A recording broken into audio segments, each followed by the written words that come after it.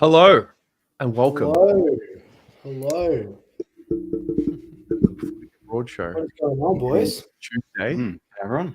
21st of May, guys. And we are back. What's happening, lads? How we doing? Traveling all right, mate. Friday night, pretty sweet result. Sitting comfortable, top of the table. Couldn't be better.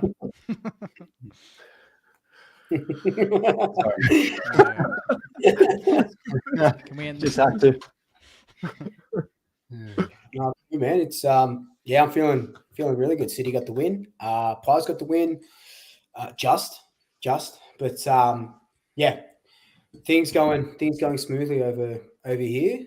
Moving houses, so I actually think I've got someone coming to pick up a TV unit at about 9 o'clock. So I might have to duck off for 5 minutes while he picks that up, sort some stuff out. And the house is, I don't know if you can hear it, but it's so echoey and empty.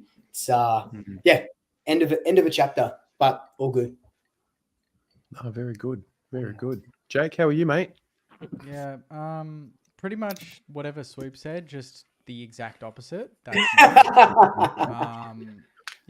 it's tough being a Saints fan, but when you're a Saints fan and a Gooner, it adds to it big time. So I think I said off air, I'm all right.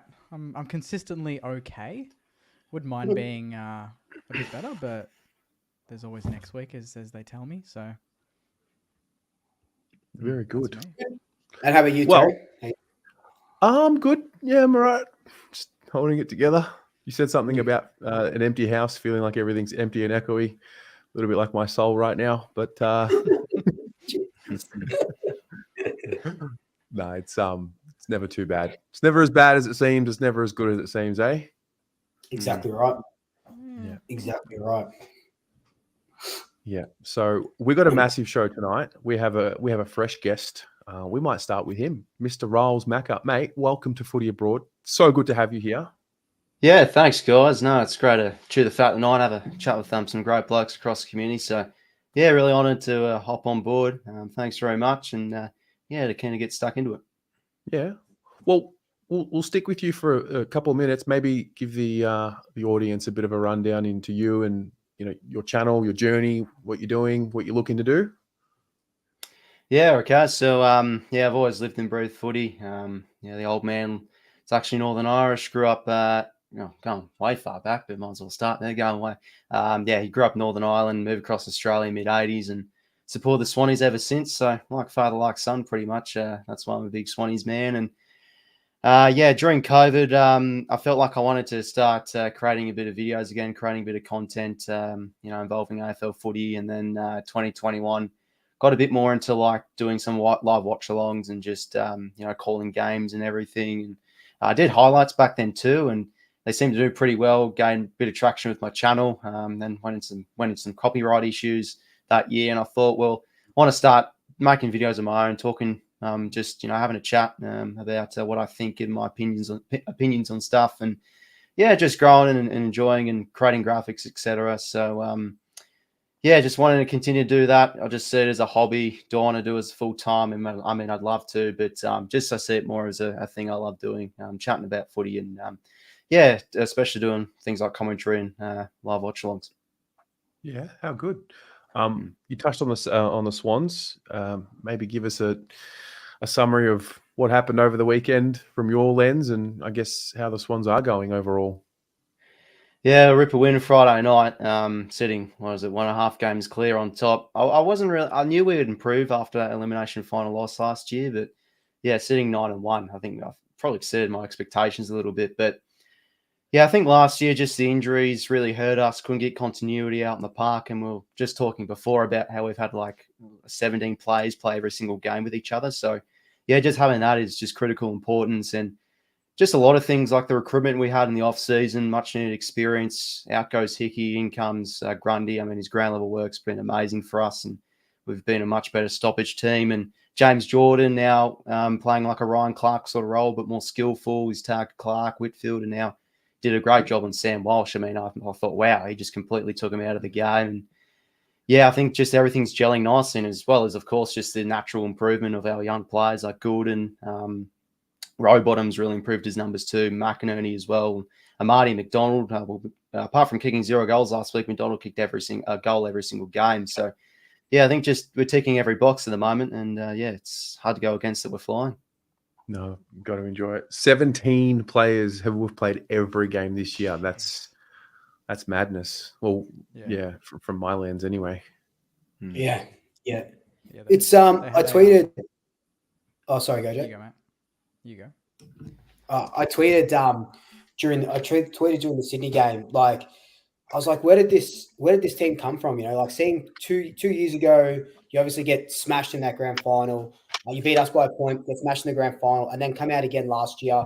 And you guys were good last year, but now it's just next level. And obviously, it comes from, you know, getting games into all your sort of guys and Gordon and all these little guys are getting better, which is fair enough. And then Taylor Adams, Brodie Grundy, like you said, your off-season recruits. It's just a joy to watch. And the Amadi party, I'm on board, mate. He's fucking fantastic. He went back with the flight the other day. Just no regard for his safety. And I think he smashed us in round 2 as well, or round 1, whatever you want to call it. He played really well against us as well. He's been a revelation. Yeah, for sure. I mean, this is pretty much, I think, his first pre-season where he's actually had a full consistent crack at it because he's been injured every year pretty much. Obviously had the breakout 2021. That's when the Amadi party got really going. And on social media, I think like mates from school did like the banners and all that. So, yeah, he's been awesome. And even Hayden McLean, our most improved player last year, he's ticking along nicely as well. So, yeah, just the role players, the stars. I mean, to be honest, I think Isaac Heaney into the full-time midfield as well has just been outstanding. So the goal contributions from our midfielders has really been a key reason why we're sitting on top. Absolutely. I mean, when Harry Cunningham's taking running bounces from halfback to half forward and taking shots on goal, you know you're going well. Yeah. So, very good. Luke, you look good in blue. Just thought I'd let you know that. Hey, thanks, mate. Hey, if you saw me a couple of years ago, or probably your supporters would have. I think I wore a Carlton jersey for a review of the game. That was my bet with Pommy, and I fucking looked good in it. I'm going to be honest with you. I don't mind the old shade of blue. Really brings out my olive Maltese skin, so it's good. Yeah. Well, while we're with you, talk to us about the Pies, mate. What's the story? What happened? How are you sitting at the moment? Yeah, it feels it's good. It's been a massive change these last. I think we've gone eight rounds. Yeah, 8 rounds or 7 rounds unbeaten, which is really good. Adelaide just match up so well against us. It's ridiculous how well they match up against us. We go up 30 points, then they peg some back at halftime. And I thought, I said in my review that, and people disagree with me, but I said that we kind of stole it at the end because it was all Adelaide. That third quarter was all Adelaide. That second half of the second quarter, all Adelaide. And obviously that last quarter, we only kicked that 1 goal. We did put a bunch of work into the first half. But Adelaide they're just great. I don't think their position on the ladder is a true testament to where they are as a team. They started off really poorly, like that 0-4, but they're a good team. But yeah, the Pies just chugging along. As long as you're winning, doesn't matter how you win. We had and kind of like Carlton at the moment, we had 14 players on the injury list. We had a 10-minute injury video, like explaining our injuries and everything and updates, which is crazy. We get a couple of guys back, 2 more debutants on Friday. So it's just carnage at the moment. And it always is sometimes, like you guys are obviously going through it. But it's exciting. I've said it's very exciting just to see these VFL guys come through and seeing what they can do. And it's a good time to see. Better now than fucking in finals. They've been bubbling away, these boys in the VFL for a while now, right? Like it's not they are new, but they have been developing for quite some time. Yeah, they've been playing together. So Harrison, Finn McRae, Reef, Lockie Sullivan, at least 2 seasons together. And you can kind of see that on the field where they connect really well, more than they connect with the seniors a little bit more. And it's really nice to see. And it's credit to Josh Fraser and Neville Jetta down in the VFL and the development. But even we got Will Parker, who 100 days ago was playing Yeah. fucking big bash cricket against insane stars for Hobart, and now Cat B rookie, and now he's playing football, like senior football on Friday. That's just it just blows my mind, you know. Wow. So good. So good. Jake, how are Yes, you, mate? What's the story? What happened? Oh, what's the story? We're proving everyone that thought last year was a little bit of a flash in the pan right, which is really annoying. A lot of people thought that we maybe jumped the gun. Ross coming back, a bit of excitement, 150th year. The youth, the kids actually carried the team for a lot of the year last year when we had a lot of injuries. And sadly, this year, the kids aren't probably coming along as well as we would have thought. We thought maybe Owens would explode into the midfield. We're not playing him there. He's playing forward, getting lost. They kicked 3 on the weekend, but he only had 8 disposals. I still think he's more of an important player in the midfield. Filippo, as we know, highly publicised this week. Dropped to the VFL last week. Did okay. Didn't do a whole heap by his standards. Came back in. Only got, I think, 2 or 3 possessions for the entire game. Played about 80% of the game. So I'd imagine he's probably on the chopping block again. But it's just, we're not kicking goals. We just don't know how to kick goals. That's, again, 55 points on the weekend. The week before, 53. Both in great conditions. As much as defense is very important to win premierships, you do need to go on runs and kick bags of goals quick. And a Ross Lyon team, on average, over his entire coaching career, is probably, as at best, I think was 4th for attack in 2009 when we had a stacked forward line. And every year, pretty much since then, it's been 10th or worse, which I think they spoke about on Footy Classified. So you need to be top 6, top 5 in both defence and attack. Sydney are right there. They're in the peak spot. And you look at, even Carlton not too far off. There's a few teams there that have the mould of what a top 4 team needs, and you need to be able to kick goals. From the midfield especially, we have no mids that are dangerous going forward. Sydney have a stack. Carlton have a few. Collingwood have plenty. Brisbane have heaps. Who's our goal-kicking mid? We don't have one. Yeah. Jack Steele's definitely not that. And Roll Marshall's doing a lone hand. He's the one doing everything. He was unbelievable. He's unbelievable, but he's the only bloke.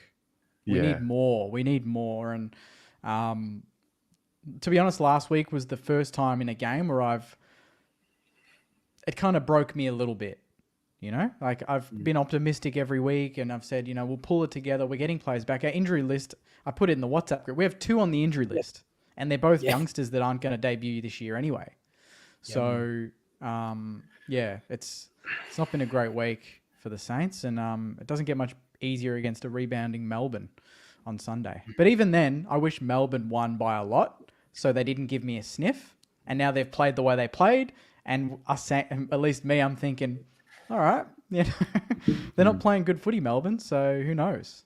That's the annoying part. There's always the hope. That's what kills you. Yeah. Oh, don't worry. You don't even need to finish that quote. We all know where that's going. Yeah. Nice. What about you, Terry? You said the Blues were your lock of the week. Yeah. See what I told you? Like every time I get confident, I just can't help myself. You did say it. Look, the Blues were humbled. What can I say? I mean, Carlton's out of the 8. Beautiful sight. Well, what can I say? Good So I think before the game, I thought what we had on paper. I haven't used injuries as an excuse all year, and I refuse to. Thought there was plenty on the park to win the game on Friday. Was pretty confident we'd give it a fair shake. I thought the first 10 minutes I'm like, yeah, this is what I thought we would do.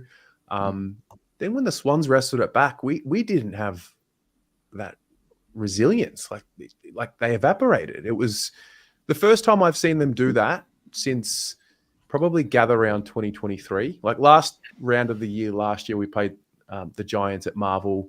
Charlie kicked 2 goals in the first quarter, sewed up the Coleman, and we kind of just, didn't really try. So I don't know if you count that, but I mean, I'm concerned because I saw them accept the fate a little bit. And so I don't know whether to read too much into it. I don't know whether it's a one-off. I mean, we got exposed in the midfield, which is supposed to be our strong suit. The Swans seem to thrive off our punch at the start. Like we threw a really solid, couple of goals at them, and they seem to thrive off it. And fair play, like that's footy. It humbles you really quickly. You think you're going okay. We were matching it with the best teams for the previous 4 weeks, winning one, losing one, winning one, losing one, and you just get completely smashed. So, what can you do? And then you fall out of the 8. You sit in 10th after you were top 4 2 weeks before. So, yeah, it's only a game. You're only one game out of it's like 4th to 10th almost is one game, right? Yeah, There's massive loss. It's pretty close there. Yeah. Yeah. So, we'll cop it. Teresa, the Collingwood supporters, thrown me a $5 donation as a consolation prize. So She got 20 last week, right? she did, but that's if Carlton won. So, Teresa, thank you very much for that. Where's my consolation, honestly? Yeah. Honestly, that's a 50 for me, yeah? Nah. Where's Druzy? Where's Druzy throwing his 20 around? Yeah, I know. God, it was a bad game. Yeah. So, that's the Blues. I don't know. I think we're okay, but I don't know. Who do you have this week? We've got Gold Coast. You've got the Gold Coast. And they were my lock this week, and they did me proud. They hit some good form against the Cats. Oh, they played. So I know the Cats scintillating. Were without a couple of players, but Suns played insane. They were incredible. Yeah. Yeah. About time. Their midfield, I think every single one of them could have been best on. Like, it was ridiculous how good they were. Yeah.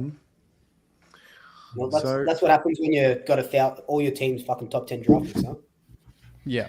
Yeah, they didn't even play many of the academy kids. Those no, Ethan Reid, no Rogers, no Will Graham. So, I think they just gelled together so well on that night. And it was the highest score for the in their club history too, 164 points. So, just kicking goals for fun. Yeah, off a 5-day break as well.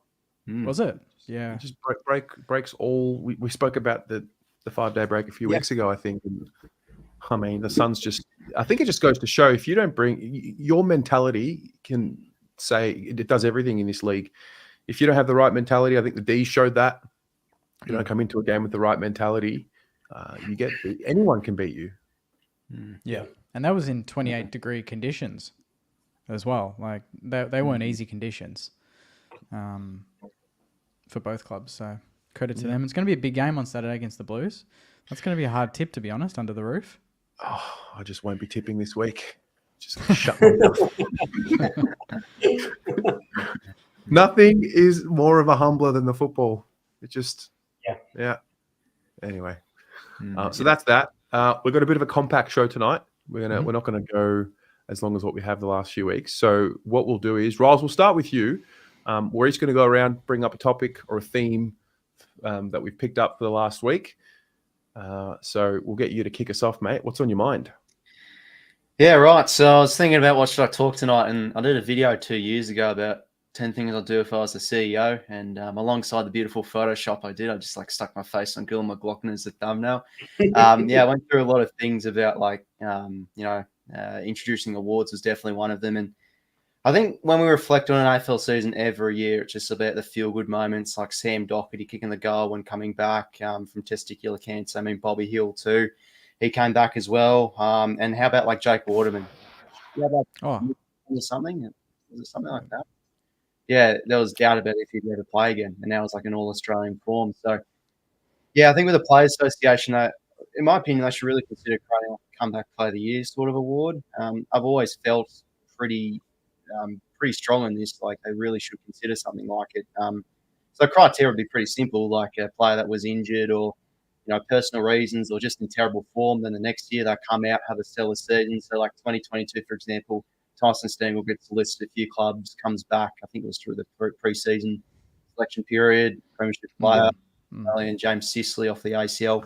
Paddy McCartan, which was one of the best stories of the year as well, with all the concussion problems. And even last year too, Oscar Allen off a long-term injury, Bobby Hill off testicular cancer. And even this year, Jeremy McGovern and Waterman are hard to look past. I mean, McGovern's just been hammered by injuries, never played over like 15 games in a number of years or something. And went to Qatar alongside Elliot Yeo, and he's looking like currently in all-Australian form. And Jake Waterman too. I mean, just watching him on Sunday, he was just so impressive. Like everything in his vicinity, he's just clunking and just kicked another 5 goals and 17 touches. So, yeah, comeback player of the year, I think it'd be awesome award to add onto awards night for sure.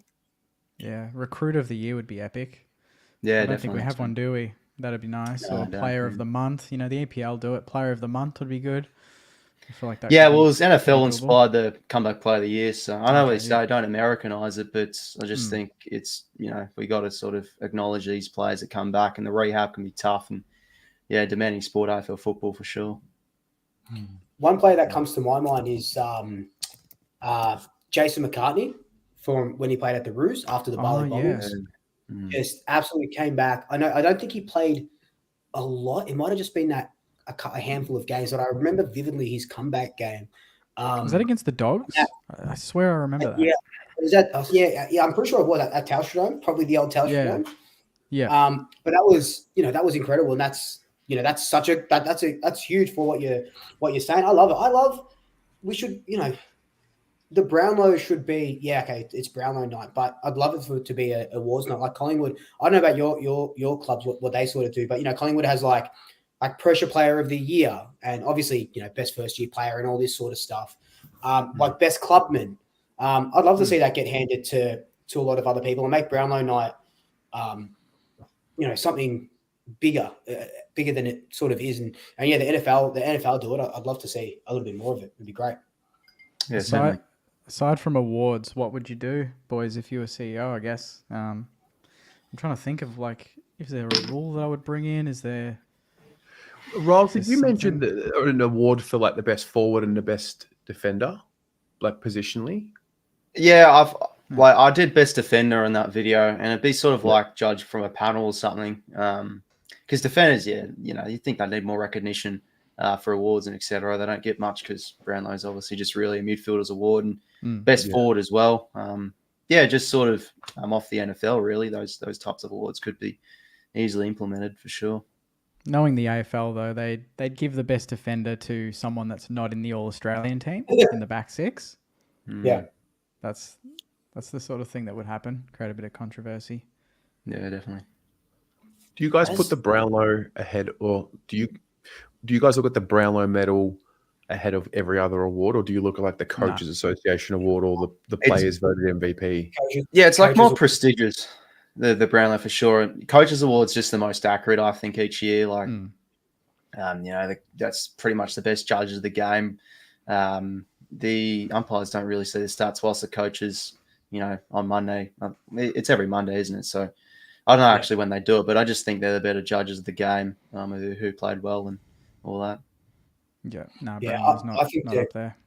The coaches, the Brownlow, obviously incredible.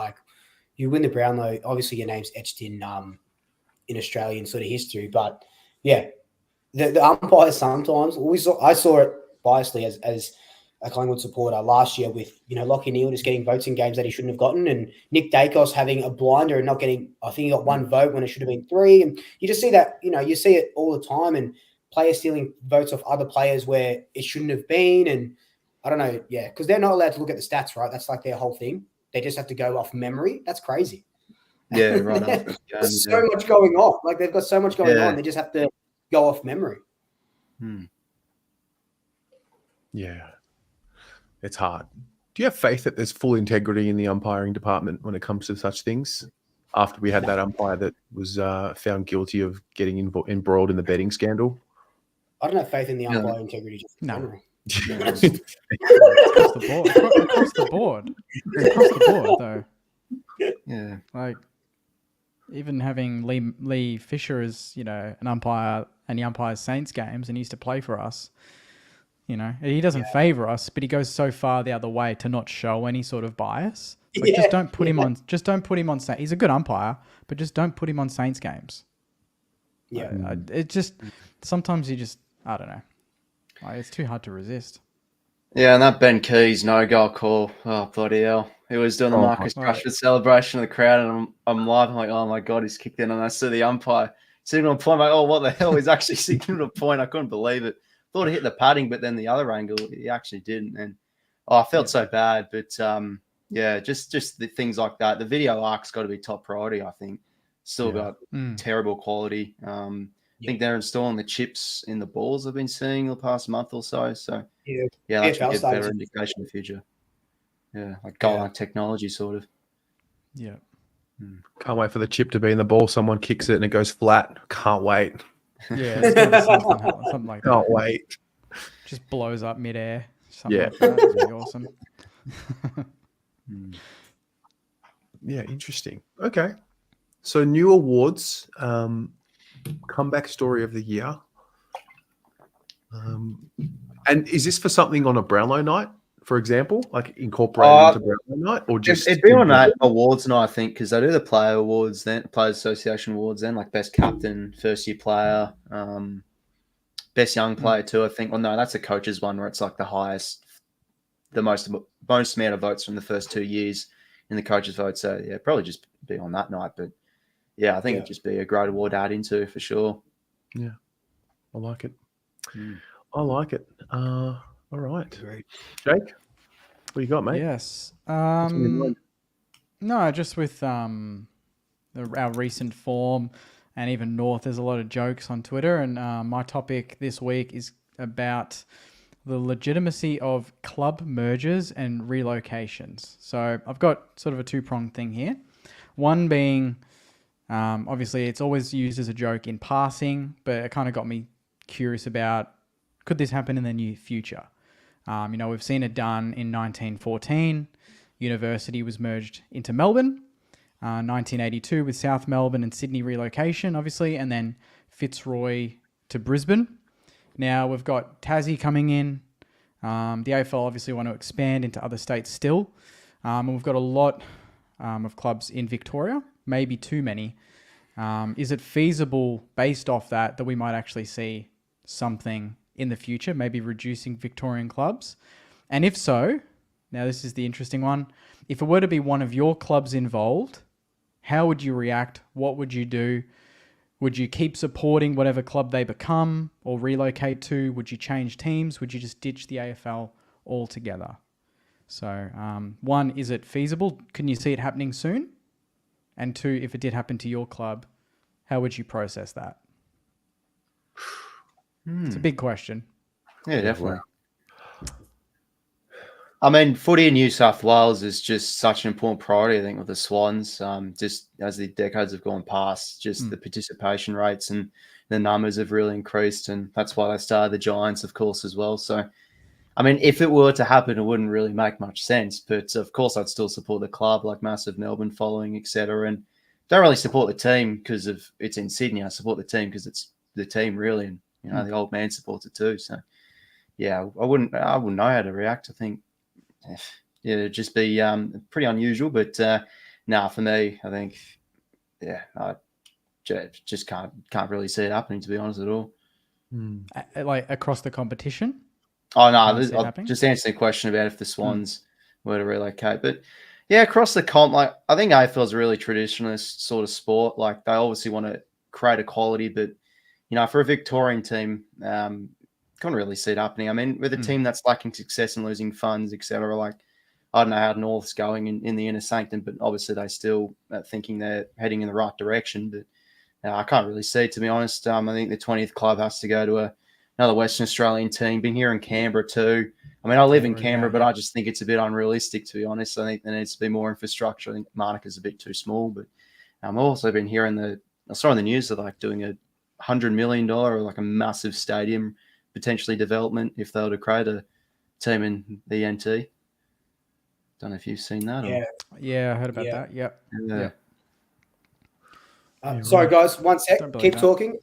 My guy's here to pick up my thing. This guy's here. Do your thing, mate. Yeah. Go for it. Enjoy. He knows that he's Collingwood, mergers and stuff. That doesn't exist. He can bail. Well, what do you reckon, Terry? I couldn't possibly see Carlton or Collingwood, to be fair, ever merging or No. moving. Hypothetically. I think any club right now, I think we're too far developed in the league to have that happen again. I think back in the day, we're still underdeveloped. We're well and truly in the AFL era now. Clubs are pretty profitable, even the ones that aren't making, as much as what the West Coasts and the Collingwoods and the like are. Yeah. So from that point of view, I couldn't see it happening to my club, but, imagining a scenario where potentially if it ever did, I don't think I could. I mean, if it wasn't the Carlton Football Club, I don't think I would have the same. I don't think I would have the same passion. Yeah, that'd be my best guess. And the AFL own the clubs basically, right? It's not like the NFL or the EPL where they've got these billionaires and whatnot. It's the AFL. They're the AFL's assets, right? So they're going to protect them and pump money into them just to keep them going. And even the least successful clubs, name like one of them being us, we still get over 60,000 members. So, that's a lot of members. That's a lot of money. I did hear though that even in WA, it could be a possibility because of the waiting list on the West Coast membership. They've got such a massive waiting list. There's so many people that can't even get a seat at the ground. Is there a chance that there could be a third WA club? I don't know. If it happened to my club though, geez, I don't think I could follow football. Right? Like it I would just don't suck think I out could. Hypothetically, everyone links, Saints, North, Hawks, Tassie, that's always discussed. I think I would just turn the tally off and go just focus on some other sport. I just enjoy footy, but I wouldn't have that emotional connection, that history, the players, the jumper. That's the big thing, isn't it? The colours, the jumper. That's what makes it. That's what ties everything together. And if that's not there, then you kind of lose that spark. Yeah. I mean, it is always interesting for the Swans, for example, when they play in Melbourne, you still have that, that underbelly here of the old South Melbourne guard, and they show up for the games as well. And I think Brisbane do. maybe a bit similar with Fitzroy. Yeah. So, I mean, life would always go on, but it's really hard to imagine it in the modern era happening, Fitzroy, they had the same jumper and everything though, didn't they? They kind of didn't lose that identity. They were just moved. But if you merged, the Saints and like the St Kilda Kangaroos became something, I don't know. Especially if it's with another fan base that you just don't like. Imagine then having to support a club with them. Be awful. Imagine that. It's like, nah, I think you guys take this one. I think I'll. It'd be positive if we were to merge with the Giants, so we'd get at least Jacob Gaynor, the Giants social media guy, working for us. Your Twitter account would be fire. That's a benefit. Like that's something to look at. Yeah. If you had a choice, Jake, which club would you do it with? Which club would I merge with? Imagine that. Wouldn't be North, obviously. Who would it be? I mean, it's kind of like, the colours, the song, like obviously that would change, but like the players that they have, it's kind of like a free hit at recruitment. Like who's got the most guns? Like, I mean, Sydney, obviously. Sydney and sadly Geelong would be a good one because they're always at the top. They know how to run an AFL club. They have the history, the culture. Good player development too. Good player development, they're and it's still, well, there's a bit of a history with the club, even if it's them winning a lot. It'd be good to merge with like a club that you've had a lot of good games with or something. There's something that ties you together already. I couldn't name a specific club though. It'd have to be the club that's kind of at the top, but obviously that would never happen. It's going to be two clubs near the bottom. So right now, you got Hawthorn, you got North. Jeez. I'd probably take the Hawks the way they play if I had to pick. Some attacking footy, but they got some good stars in there as well, up and got coming. some good young kids coming through and all that. But yeah, probably not a thought I want to. Even though it's my topic, I don't want it to ever happen. What about us, mate? The Saints and the Blues. We just merge. Oh, finally, then we can have a channel together, eh? That'd be the benefit. Shit. That'd be the main benefit. Yeah. Hey, mate. Yeah. Hello. All Now done. we Sorry, can get guys. Yeah, the I'm top actually dogs, curious. Top to hear what dogs Luke thinks. answer. Yeah. Yeah. Yeah, I think it would be weird. Like I had you guys on speaker while I was doing my thing. I think Jake, you were saying that like it's hard to support because you're playing for the jump. Like there's no more sort of playing for that jumper anymore because it's a merged jumper almost. And I think in a hypothetical where Collingwood were just like in 97 and 98, we were absolutely broke anyway. And we had to merge with the club. Fuck, it'd be hard because like, what do you keep? What don't you keep? All that sort of history. And I know it's easy for us to say fuck North Melbourne to the Gold Coast, and then when the question gets put onto you, you're like, wait a second, man, this is actually hard. Like, what are you supposed to do? Like, you would support well, for me personally, I'd support them, like support their decision.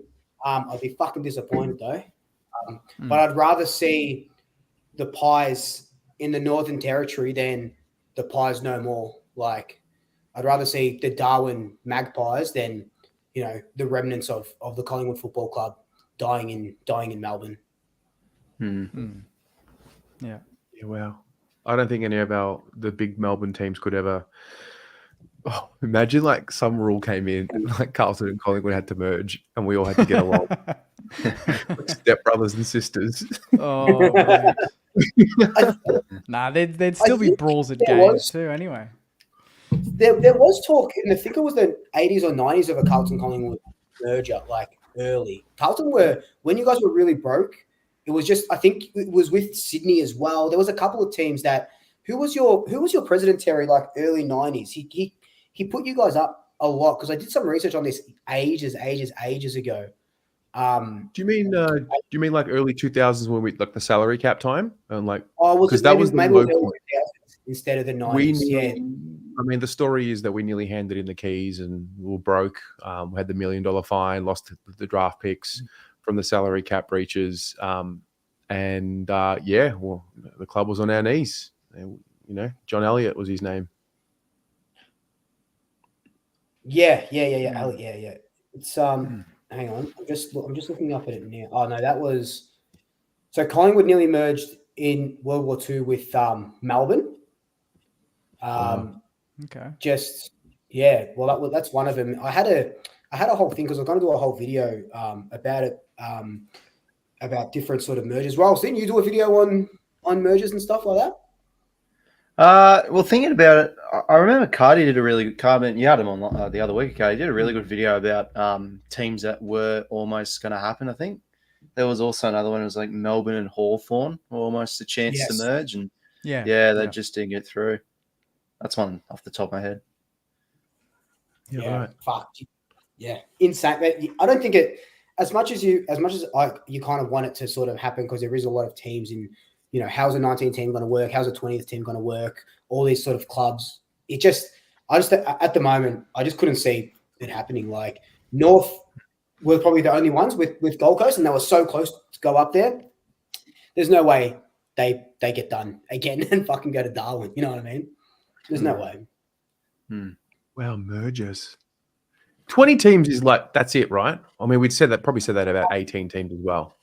But it has to be the competition, unless there's relegation or something. The competition's it'll be crazy if there's more than 20 teams or conferences, maybe like NFL. And it's getting longer. Of like 24 rounds there is now plus opening rounds, so the season's getting longer. And at the same time, they've been hearing chats they could reduce the quarters. I mean, I can't be a fan of that. I thought COVID games are pretty quick, so I'd want to keep it 20 minutes.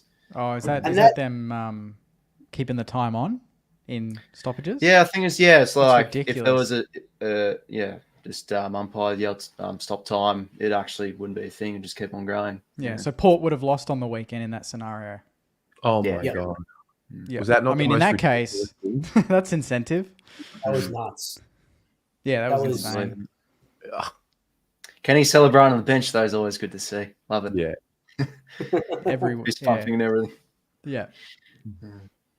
Riles, mate, you've got somebody that's gifted 10 Riles Macca Oh memberships. wow! Oh, I didn't even don't have my chat open, but I should open it. But yeah, no, thanks very much, Kai.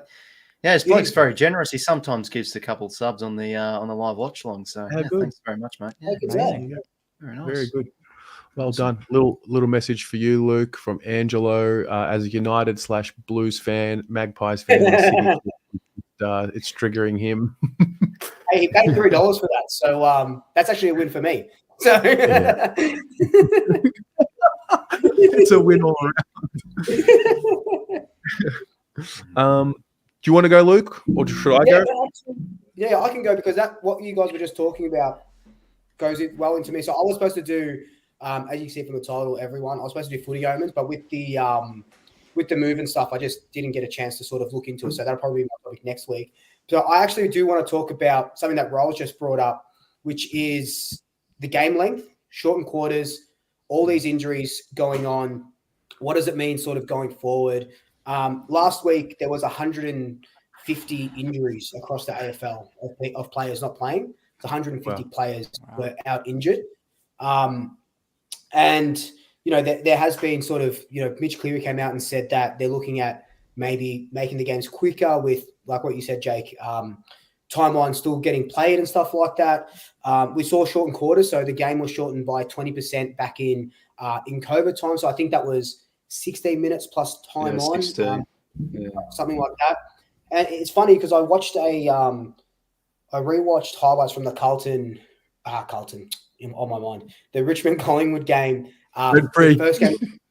that was literally rent-free. That's the definition. That's the definition of rent-free. The Collingwood Richmond game, the first game back from COVID where we drew and shortened quarters, but that game compared to now, in my opinion, was just so quick. Maybe because the boys hadn't played in like months, but it was just fast-paced, not high scoring, obviously, but very fast-paced. And, you know, we've got a cap on the injury times that we talked about a couple of weeks ago. You know, with all these injuries and the game getting longer, there was a quarter that we played was like 34 minutes or something with, you know, with all the timeline and stuff, with injuries and goal reviews, all this stuff. If we're looking at the game being 25 rounds, 20 teams coming into it, the competition, teams playing off 5-day breaks, 6-day breaks, it kind of makes sense for the game to be shortened permanently if they want us to keep playing these games. Like, you know, Carlton and Gold Coast, we just did it. Saints, 3 games in 12 days would be sufficient if the games were, I don't know, 17-minute quarters, and then or just cap it at 20. Like that's it. Like they do in the rugby, 45 minutes, you're done. That's it. Blow the whistle. And I know, you know, being a Collingwood supporter, we would lose a lot of games because we come back right at the death, which, you know, you'd probably get rid of half our games that we won close because of that.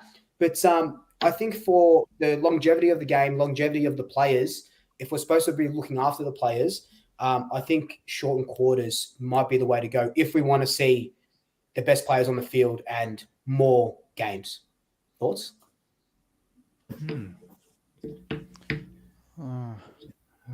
I listened to I saw a video you shared of Craig McRae talking about it. I didn't realize the list was that heavy. Certainly when he highlighted, I mean, we've never asked more of the players than what we do in this version of the game. You know, let's get, you know, 200 plus pressure rating defensively for 4 quarters. You want them to score 100 points a game, generate 25-ish scoring shots a game, 666, fast paced. Perfect tackling. The tackling, you want, you know, 65 to 75 tackles a game as well. All of that. And it's like, how much more juice can you squeeze from the lemon before it's got none left? So I don't know what the answer to the question is, but 150 injuries, is this just a period of, is this just the era that we're in right now and it's going to, you know, sort itself out? I don't know, but I think this is the first time I've ever even thought about maybe agreeing with shortening the quarters, especially if we're going to be bringing 20 teams in and maybe extending the season. Yeah. Don't mind the idea of the count-up clock. Probably up to, I think on average it's about 27, 20 to 30 minutes a quarter. So maybe up to like 25. And, after goals, Yeah, that's a tricky one though. Like, would they continue the time on, keep the clock ticking after a goal? Like, obviously, the umpires. There's no time wasting involved. The umpires do it very quickly. That's probably the question I'd say if we'd shorten the quarters. I Yeah. reckon. Yeah. You reckon also It'd be a have lot more of breaks because of this score review as well. I don't know what the average per game is. We are Yeah. seeing longer quarters, but we're also seeing more score reviews, and we're also seeing them take up to 45 seconds to a minute. So does that help players mid-game with get an extra bit of rest? I don't know. Yeah, it probably plays to it. But what do you think about the interchange cap? Just getting rid of it. If we're seeing more players getting injured, with resting and stuff. If they got rid of the interchange cap and let players rest as much as they can, take them off more instead of having to manage minutes. Like I think, like there was one game. Billy Frampton played the whole game, 125 minutes, played the whole game without a rest because we had 3 injuries. So we were managing other players instead of the loads of our bigger players. And then they become slow. Mason Cox becomes slower because he's not getting enough rest. Like, I think that sort of affects it as well. And there's talks of even reducing it even more. People, traditionalists will say, leave it. Like there's some people in the comments saying, leave it as it is. But if we're serious about players' health and the longevity of the game, something needs to give. Someone's going to be unhappy, no matter what happens with the AFL. Someone's going to be unhappy, but that's just the way the cookie crumbles. But if you just have no cap on the interchange, like it's not going to be unfair because it adds more strategy to the game, doesn't it? Because if you think you could do it in 90, you'll do 90, and if another club needs 120, they do 120. There's no unfairness because you're just doing based on the list of you. Like, for us, say we play 8 players under 50 games, maybe we need to rotate more and have a higher interchange rate than maybe a Sydney because they're a bit more experienced. They've been in the system longer. Maybe we need that, and you see less fade outs like that. You'll see more competitive football between the bottom teams and the top teams. If the top and if the bottom teams are young kids that need to rotate more, then maybe that's okay. But I don't understand why there is a cap. I don't see how it would affect the game. Like if one team needs 100, one team needs 105. Honestly, is that going to create that much of a difference in a game? It's all about strategy, isn't it? Yeah, well, I think over the years they've tinkered like that. It was 120, then it went down to 90, and then they've obviously tinkered around with medi subs and everything. Well, I've been hearing too. I think they could really consider doing this, just getting rid of the sub and having 5 on the bench. I think a lot of fans and clubs would definitely agree with that. And with more of the injuries too, at least there'd be more players out there actually having a crack. So 5 on the bench, I think that's definitely a chance it could happen. Yeah, there's a lot of little things that they can do to stop it. Like, we talked about opening round, gather round. That's 2 extra games a year on top of a heavy sort of turnaround, 23 games or whatever it is. And then, I know that with Tasmania coming in a couple of years, they probably go up to, what are they on now? 2 buys. So they'll probably get 3, like a buy a week. Is that what happened when Gold Coast came in? It was like a team missing out every week, pretty much. Or not pretty much. A team because it was uneven. So that's going to happen. So, so the competition is not going to be fair until there's 20 teams. But then with 20 teams, you're going to go all the 24 rounds because you can't play the same team 3 times. So you're going to have to try and compensate for who gets Tassie twice, who gets fucking Darwin twice. So then that comes into play, more games. We could see up to 28 rounds. Who knows? And then something just absolutely has to give. 28 rounds. There's a lot. I forgot about what it was like when every team had a bye when the Swans came in. And completely forgot about it. The worst, the absolute worst. Oh, that's a disaster for fantasy. Yeah. I remember playing fantasy that year. Yeah, it was fucking crazy. It was stupid. It's a disaster. Don't you feel like it's just like 15 years of just a compromised league? Like we kind of just got into the clear now that the Giants are well and truly settled and the Suns are, they're settled obviously. Now we're going to go through it all over again. Yeah. I don't think it'll ever be settled, will it? Probably not. We'll never see it's just going to evolve constantly. Yeah, it's the main issue, just the inequality, I think, with AFL. So I think that's the highest thing on their priority. You hear Laura Kane talking about fixing equality issues in the comp. So that's always going to be up there for sure. Yeah. Yeah. Well, that's a good one. See how that one plays out. Yeah. My theme and my question for you guys is about how you cope with, I mean, wins and losses, highs and lows. You're happy, you're sad, you're distraught, you're ecstatic. How have you learned, whether it's through the journey of your channels or just following the game, how have you learned to deal with the ups and downs of footy? Well, I can start it off pretty quickly because I created the channel just to put everything out onto a camera, onto a video. So because I used to be, and I've said this many times, I used to be really bad at, if we lost on a Friday, there wasn't really many Thursday games back then, but if we lost on a Friday, I'd be fucked. You know, like for the rest of the weekend, don't talk to me. Don't talk to me on the way home. Don't tell me, oh, it's just a game, it'll be next week. I don't want to hear any of that. I don't want to hear anything else. So I wanted to put it out, have Swoop as my therapy/therapist. And at the start it was sort of hard, like trying to regulate emotions from going from like 100 if we lost to then trying to be okay on camera, to now, you know, a loss to me, like after the first sort of 3 rounds, a loss now is I'm just trying to find positives in it. And some people don't like that. They want to just sit in that loss and sit in that hurt. And that's fine, you know, different strokes for different folks. But I try and find, even if it's one sort of positive, and that's what makes me want to record, or that's what makes me excited for the next week. If I can just find one positive in a loss, it gives me hope. And that's all I sort of look for. So I am dealing with it a lot better than I was 5-6 years ago before the channel. And now, you know, I can get everything out. And if we lose on a Thursday, I'm good for the rest of the weekend. It sucks. Losing sucks. Don't get me wrong. It's the worst. But yeah, I cope better now because I try and put a positive spin on it and, you know, stop the smell of the roses.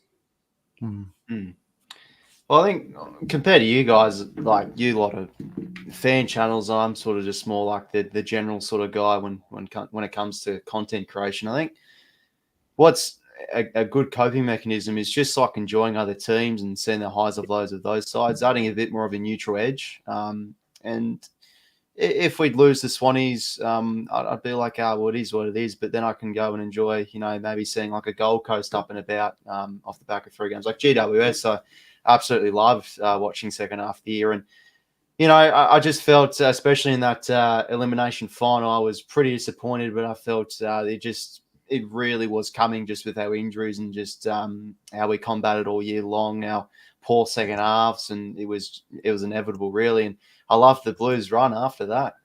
That semi-final win was epic, and just really getting around other teams definitely does help and makes you enjoy the game more. So, yeah, I think adding that neutral edge to yourself makes the sport more enjoyable. Yeah. I probably, as a kid, we were good from 2004 to 2010. But weirdly, that's when I probably took losses the worst, because I probably didn't have perspective on how good we were. And I probably took that for granted. Even going back now and I look at it, I'm like, I watch a highlight of a game that I was at and we absolutely played like pristine, just beautiful football for 4 quarters, perfect. And I remember sitting in the stadium of those games, like, you know, we beat Brisbane by 139 points, around 2005. Milne kicked 11 straight. And I remember sitting there. Wow. And that was without Fraser Gehrig and I think Aaron Hamill didn't play, and we kicked nearly 200 points. And I thought, like now I think and I go, unbelievable. I will never see that sort of football again in my life. But I remember being there and I was just like, oh, this is pretty fun. And I remember like even weeks before that we'd lose and my whole week would be ruined. And I'm thinking to myself now, I wish like we talked about going back in time, that would be a thing. I'd go back and be like, you know, we're a bloody good team. We're going to lose along the way. I completely lost track of where we were at. We were a top team, but I never processed that in my brain. Whereas now, like obviously you do a bit more research, you talk about the club every single day, you've got a bit more of a deeper understanding of the, I guess, what it takes to be a good team, the time it takes to be a good team, what needs to be put in place, whether it's president level, board level, obviously draft, trading, recruitment, everything like that across the board. Us as kids, we didn't think that deeply. We just saw win-loss, and that was it. If there was more wins than losses, great. If there was more losses than wins, we'd feel like shit.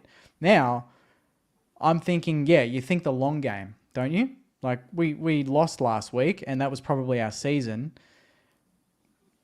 I have to think further than that. I have to think bigger than that, and that helps me understand, okay, we're not there yet, and I don't want us to be fake and make it and then get blown out of the water. When we make it, I want us to be legitimate, and I want us to be there for 5-10 years.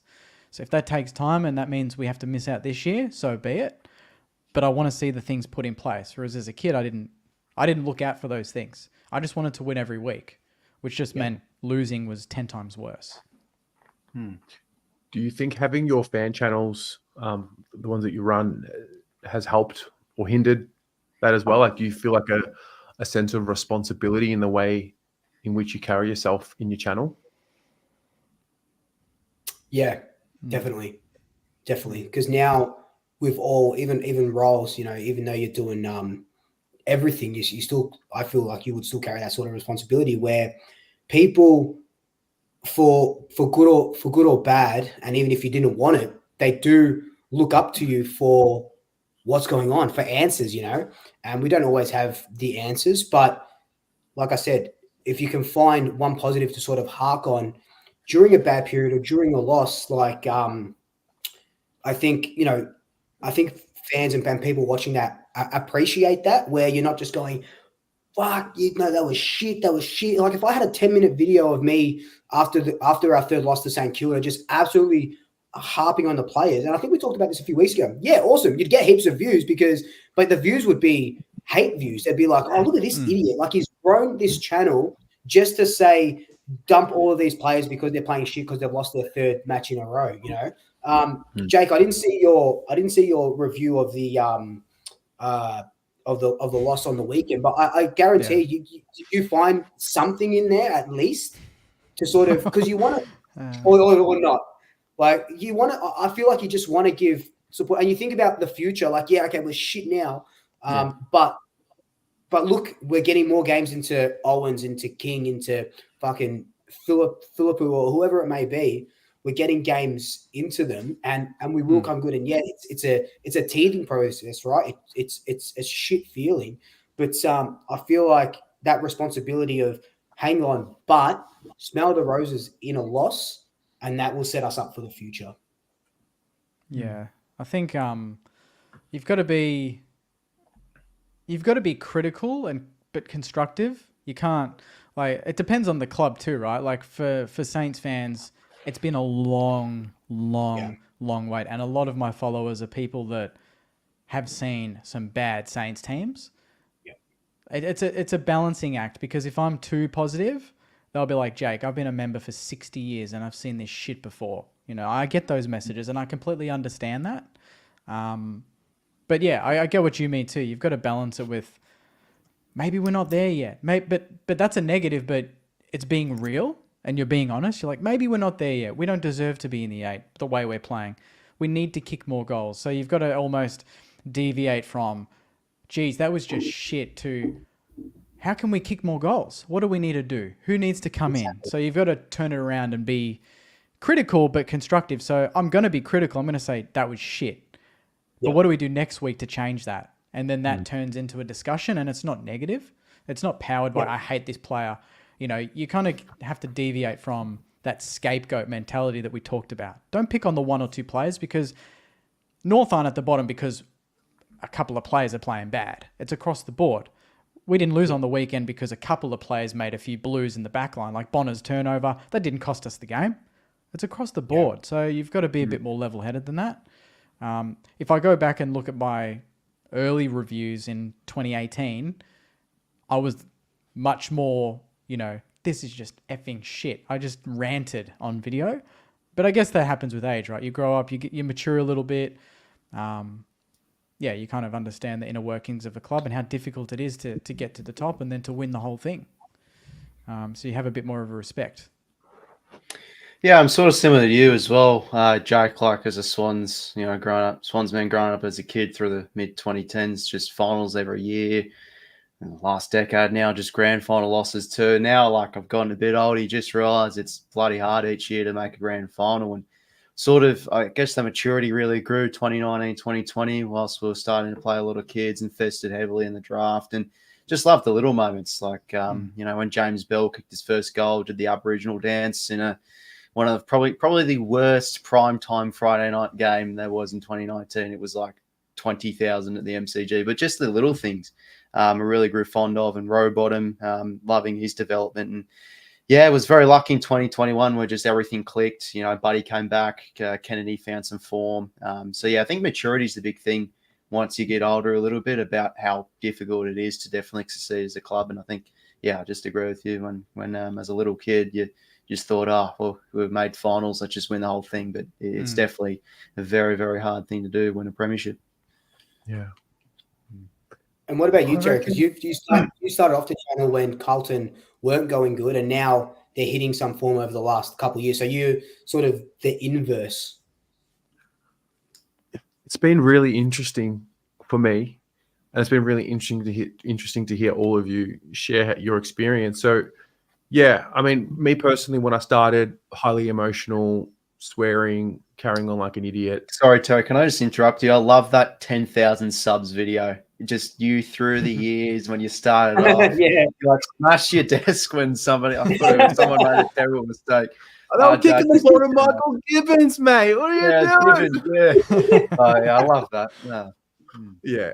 I didn't mind that. I thought that was okay. But I had a few moments where I said some things about players that I shouldn't have said, called a player like a fucking fraud.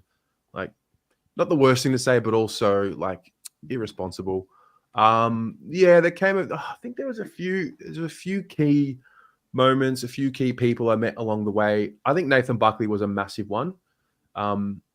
Bucks was the one that really it broke through to me when I spoke to him about the process and the outcome. He was so obsessed with winning a premiership to the detriment that he didn't even enjoy his career in the early stages because he was just so fixated on winning a premiership. And no matter what, if he didn't win a premiership, it was a failure. That was the way he was, he wired himself. And it wasn't until he started enjoying the fact that, hey, I'm here, I'm in footy, I've got a good team, I'm playing or I'm coaching. And I think that started turning the needle for me. We had gone through so many years of just failure, disappointment, no finals. We got to the middle of round 12, 2023, and it was like the hole grew so big. I think a little part of me died there. I think a little part of me died when Collingwood beat us in round the last round of 2022. And then it just got to a point where you're like, I mean, look at what we do. Like we do this, like, look at what we're doing. Like I'm enjoying it now. I'm enjoying the way Carlton are playing for the most part in the last, 20 games. It's been good to enjoy. I actually, in a really dark and twisted way, find pressure from my own supporter base to be more toxic and be more negative, which I think is the most insane thing in my mind. And maybe I need to take a step back and say, well, you're just not living in the same reality as some people because you have a channel and all of that. But I do feel it like there's a real subsection of the community that just don't want to hear a growth mindset.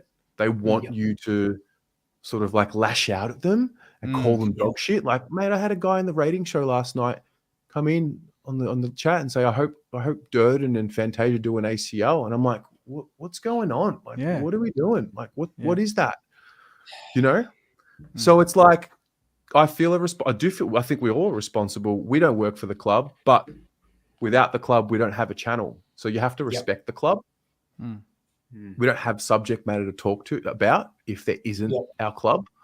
So there's like an underlying ultimate respect, love the club more than anything, want a premiership more than anything in my life. I'm just sort of dreaming for that day that the siren goes and I can just cry my little heart out. But at the same time, I wouldn't change anything. Like the journey, like the fan cams we come on after a game whether we've won. I think after a loss, it's more impactful than when we win, because after a loss, everyone's so fired up. We sit there 2.5 hours and we just sort of sit together, even though we're not in the same room. And so that's how I cope with it. But I've definitely learnt, and that's what the title of the video is, equanimity. So the most important thing, I think, for Carlton and any successful team is like, can you stay calm when things are not going your way? And so over the journey, it's a learned skill that haven't perfected yet. I never will. But yeah, I think it's important. Getting too emotional and getting too up and down is just, that's old Carlton, and that's what made us a failure, because we would panic and sack a coach. So yeah. You do it in game in the stands. You can go nuts. That's when you let loose. Like I saw your video. Was it yesterday? That was unreal, mate. That was a roller coaster. That was such a roller coaster, and I loved it. That's where you can go, and that's where you ride the highs and the lows, and you can let loose. Respectfully, of course, at the game, but you can let loose and be an animal in a way. And then you get on the camera, and then you've got to just be calm in a crisis if you've lost. Or just calm and enjoy the win and enjoy it with the fans. So you get the opportunity to do it all, don't you? At the game, you can be that crazy person. Then on camera, you can 100%. Be that calm person. Yeah. And when I posted up that video, so it was like the last 5 minutes or something of the game, and that's how I usually am, just in the game, just in general. And I had a couple of comments and a couple of DMs, like, we've never seen you this angry before. We've never seen you like this before. And I'm like, yeah, because it's just like, it's white line fever for supporters. I feel like when you go into a game, and I've never watched the game with any of you guys, so I don't know how you guys act in the stands, but and even watching it on the TV, you just get it all out. And then as soon as that final siren goes, though, win or loss, it's okay, cool. It's a bit different now for me because I do the fan cams after, and I've got to interview people and stuff. But pretty much when that siren goes, that anger that I just had, or that all that thing, that just goes, and another sort of Luke sort of comes into play. That's and then you get on camera, and then you sort of you're not that sort of that person anymore. It's like a Jekyll and Hyde situation. Obviously after a win, you feel that elation, and you go off that into that sort of joy. But yeah, that stays. Recently anyway, probably 3-4 years ago, it would have been different, but now it's now it's changed a lot. But that was fun. That was a good game. Was that your mum next to you while you're going nuts? Yeah. Fucking so funny. So it was mum and dad's anniversary. So I took him. Dad usually comes with me anyway, but I took mum, and dad had this camera. He's got this 360 camera, and he the first time that he's used it, and he put it in front of me while we were recording, while we were in that final game. And for some reason, mum didn't know it was there. And I don't know if you've seen the video, but mum's like smashing down a hot dog or something. And then the video goes up, and she watches it. And she came over here. I put it up yesterday. She came over here yesterday, clips me in the back of the head and goes, "You didn't fucking tell me there was a camera. Like, I was eating. I hate people watching me eating." I'm like, well, it was like right in front of me, mum. Like, what do you want me to do? It's you saw it, man. What do you want me to do? But no, she's worse. She's quiet as a mouse, but she's at the game, she's worse than me. But I think Dad might have cut all of her stuff out. That was epic. Love that. Yeah. Wow. Well, but that's that. Now, Luke, you've got to go, right? Yeah. I got to. This is my last day in the house. So last day in the house. So I got to keep packing. I've got a quarter of the house left to put into my car. So that means, is there a new studio background happening? Is that what we're going to expect, or? There will be eventually, but I'm moving. So I've been here for 10 years. So sold this place, couldn't find another place. I got very naive in thinking that I could move in from this place to another place straight away. universe didn't let me happen like that. So I'm moving back in with my parents for a little bit. So there won't be allowed to paint the walls. But hopefully when I move into my own place, there'll be a bit of a nicer studio, a bit of a nicer feel. But you'll from next week you won't be seeing the black and white stripes anymore. It'll be just a plain white background. Okay.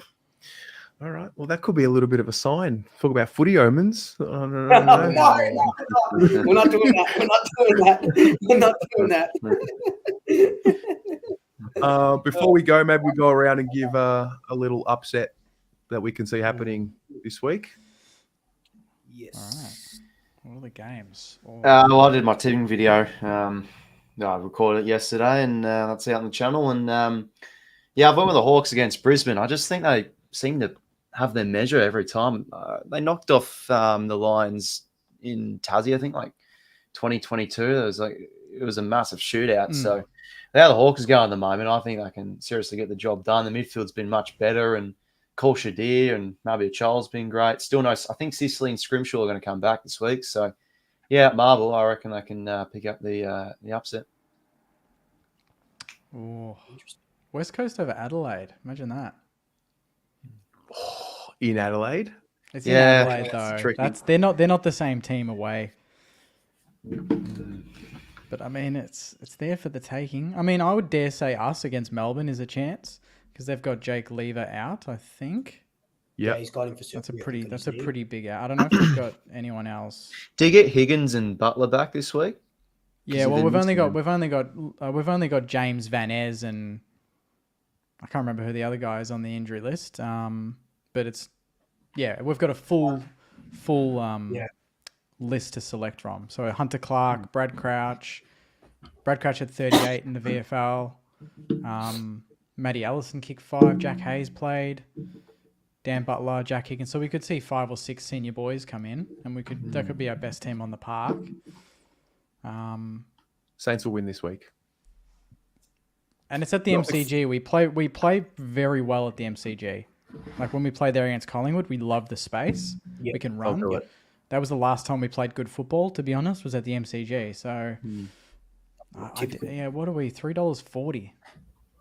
I feel like when the Saints play well, in my mind, when the Saints are playing well, it's Butler and Higgins running. Yeah, it's sprinting. Quick. It's out the back. It's ground ball, high pressure. We haven't had that. Liam Henry, Higgins, and Butler haven't played together, I don't think, or maybe one game might have been against. I don't know if Butler played against the Pies, but Higo kicked 4 that day. Henry was awesome. We generally match up pretty okay. It's just their midfield, obviously, like Petrarca. Yeah. But they're similar to us. I've always seen Melbourne as, that version of us where they've, minus the midfield differences, but they don't kick massive scores, but they've got a good defense, kind of like us. Just maybe obviously a little bit better. I don't know. Jake Lever out's massive. And the way West Coast played against them, I mean that's a bit of a blueprint. They took them to pieces. They ran through the guts. They made Melbourne look slow. So if we can get some sort of form or running game going, I dare say we could be in for a bit of an upset at the G on Sunday afternoon. Wow. I wish they smashed West Coast. I hate that they gave me hope. Pisses me off. My lock, maybe not lock, but my upset, and I know I tipped them last week, and I don't know why I'm doing it again to get burnt 2 weeks in a row, but I think North over Port. I think North for 3 quarters against Essendon played okay. I think Port really gassed themselves. I think the Hawks showed a lot of the blueprint of how, much like West Coast and Melbourne, how to sort of take it to them. And then the Hawks, Sam Mitchell, I don't know. He's just like, you know what, fucking 40 points up, park the bus, and then just let Port Adelaide run over the top of them. I think Essendon, I know last week I said Essendon, I got to give them credit sometimes and credit to them. They're a really good side. But I think North, and it's at Bloodstone in Tassie. So I think North might beat Port. That's a big call. What's the recent form against these?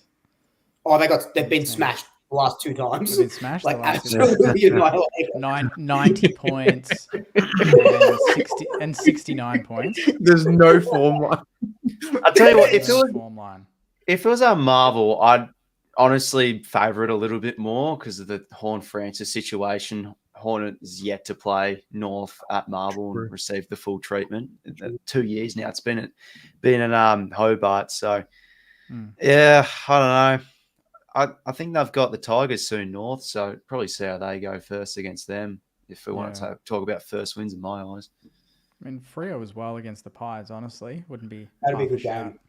Yeah. Yeah, I'm At Optus. Yeah, as I haven't well. done my preview yet, but I'd give Freo half a shout. A couple more injuries to us. Freo are in a rich vein of form, and they just couldn't. If they can kick straight against us, who knows? You know, they just haven't been able to kick straight the last 2 weeks. Yeah, they only lost the expected score by like 10 points or something against us. Although their effort was very good, it was 1 goal, 11 goals, one halfway through the third. So, yeah, that should be a good match Friday night for the kick straight. Interesting. Riles, I think there's a crazy record for teams that play Carlton the week after. So I hope you don't fall into the same trap. A lot of teams lose after they play us. I've actually tipped the Bulldogs. I've just think under the roof they're a different gravy. How can you possibly tip the Bulldogs against? It's just a Bevo thing to do to beat us, and they match up well against us. The Dogs the last couple of times, like they've been good games. I mean, last year Horses 300th we just got over the line, and then I think 2022 they beat us in a tight one. So. Yeah, but then you beat them by 53. So. Back at the SCG. But I just think at Marvel, like they can play some good footy, and like Sam Darcy's been unbelievable, and still no Tom McCartan again this week. I just found out today, so he could have a bit of a field day if not careful. Yeah. Hey, can you run me through just quickly? So Luke Parker got the suspension. I mean, that's one thing.